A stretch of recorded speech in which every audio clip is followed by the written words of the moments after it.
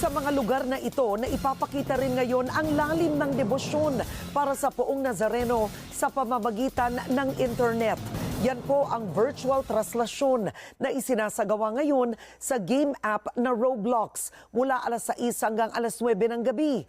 Ayon sa grupong Roblox Filipino Catholics at miyembro nito na si Bayan Patroller David John Torres, ginawa nila ang virtual translasyon bilang pasasalamat sa lahat ng mga sumusubaybay at sumusuporta sa kanila para panatilihin ang ganitong tradisyon.